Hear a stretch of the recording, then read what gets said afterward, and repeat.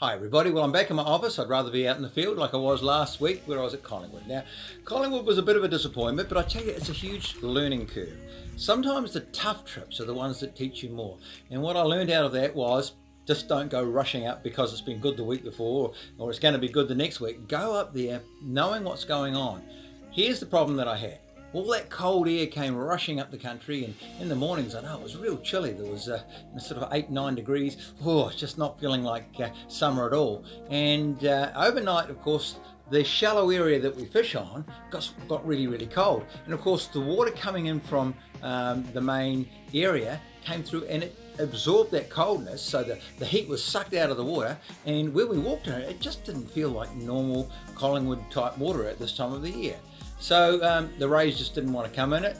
The reality was that the sea surface temperatures were still quite high, but the way it was distributed around that shallow margin where we do all our fishing, it just wasn't up to scratch. It just wasn't good. So never saw a kingy, never saw a ray, but learned a very, very valuable lesson. Remember, wherever you're going, these sorts of lessons are invaluable if you start working out what's really going on. I can assure you that next time I go to Collingwood, I'm going to pay particular attention to what the temperature is going to be in the area, because you want to have it like the edge of the swimming pool. Remember how they put black around the edge of swimming pools so that you have a warmer area to swim in? Quite simply, if the substrate is really warmed up, when the water comes on, it gets hotter. And so the fish are far more likely to come in because they love warm water. They don't love the cold that we were wading around in. Well, that's kingies put to bed till the next time I get up there. Let's look at the backcountry then. There's been quite a bit of a change in the weather for a while with that cold water. The great thing, of course, is it's still very, very low in the backcountry, and big rivers have come into very small areas. I was up having a bit of a go in the middle of this week, and I can assure you I had a very nice time. Saw a lot of fish, more fish than I've seen in a long, long time, and in a particular spot that I was, no footprints. So the fish were nice and dumb. The only thing that was a bit of an issue, of course, was the wind. Winds like that, it can really knock you around, and I was trying to fly fish, and when it's sort of howling through at 30 odd Ks or 40 Ks, it's very hard to get good presentations. So we tried to get some footage for our fly fishing segments that we were planning on doing, but did manage to do a little bit of soft baiting.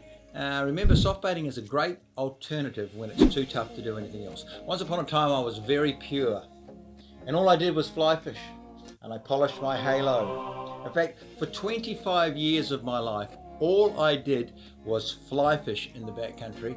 I never would consider carrying a sinful spinning type outfit. I would go spinning for salmon at the mouth, but that's quite different.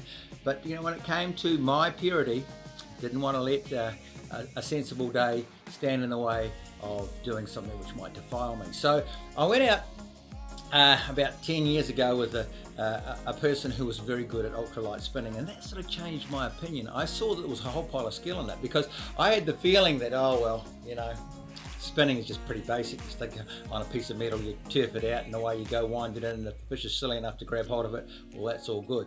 But most of you will know that I spent a lot of time doing work on soft baiting and on egg fishing and various other forms of fishing. You would have seen those YouTube videos, I would hope, on our fantastic fishing that we have down in the canals.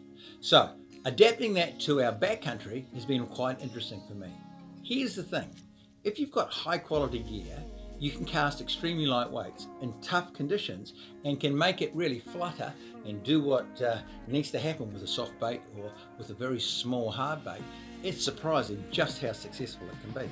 And when I was up in the backcountry with the wind howling around my ears and feeling like I really want to just get out of there, I had the option of putting up my soft bait outfit and starting to use that. And so I've cast a few soft baits around, I must admit. I got attention because on the first cast, of course, I got a fish. And I harassed a few others into grabbing the lures that I had, and I thought, well, you know, this has made something of a day which I would ordinarily have not done well in the days when I was too pure. Here's the thing, there's a lot of skill associated with soft bait fishing, and it relies on you casting in the right place and moving your gear in such a way as to entice fish on. We are talking bright day, easy to see the fish. Any of you who have ever done spinning knows that can be pretty challenging.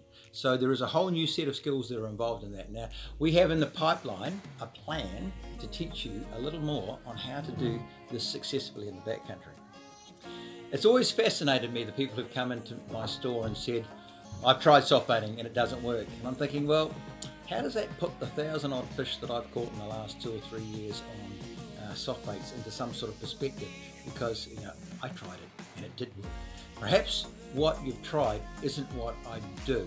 And so if I can get a little bit about what I've done to become quite successful across to you, then we both win, because you will enjoy it a lot more. I want you to catch fish. It's my interest for you to catch fish.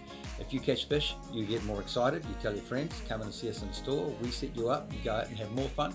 Hey, we're all learning, we're all getting better at what we do. So that's my theory, to get you up there and doing well at what you do. Right, let's talk about a real success story now, because of course as the weather's got colder and the rivers have become colder, that same cold air that sort of defeated me up at Collingwood has actually been a benefit for those who have gone salmon fishing. So salmon are starting to come into our other rivers, the Waimak, which is obviously getting a lot colder because of the colder nights and so forth, has started to produce fish on a reasonable basis. Some days they're catching 8 or 10 fish in the mouth and up into Macintoshes, and of course those who go upstream are finding even more. They start trickling through it this time. The Kai's gone very well, and certainly plenty of fish there. Some of the river mouths have been a little bit patchy, but the fish are in great condition. This is the time you want to get out and have a bit of a go. If you're close to Christchurch, then I would suggest have a look at the Waimak. It's a March river. It fishes well right through to the end of March and sometimes into the 1st or 2nd week of April. So get yourself there and enjoy it. Salmon are definitely better there this year than what they were last year, and I realise that doesn't say too much, but get out there and enjoy it where you can. There's still kingies around offshore here. It's funny how this time of year a lot of people sort of lose enthusiasm, but if you're prepared to get out there, they're still around the likes of the mussel farms, still around the kelps and the buoys and the various other bits and pieces out there. I still think they're a magnificent way to enjoy your day. There's nothing that quite gets you prepared for a kingy if you've never caught one before, and if you have a mate with a boat, even better, because he'll just share the fuel with you and you'll be able to go out there, hop off the boat and leave him to clean it up and do all the other bits and pieces. No, you've got to help him, you've got to help him, you can't do that. You've got to be involved in what you do. Surf fishing, I haven't heard much about it lately. Perhaps you could write on the page and say, wow, just how good your spot is, and give people grid references as to where to go, because I know how you want to share your spot. But this time of year, of course, beautiful days. We're having magnificent days to get out there and toss a line. Wonderful way to spend some time when you have got it on your hands. Well, I think that's probably all I want to say at this particular time, so come and see us. We're at 484 Cranford Street. We can go online, completeangler.co.nz, or of course you can look at our Facebook page and ring us up. We'd love to talk to you about where to go, what to use. We want your success. Your success is our business.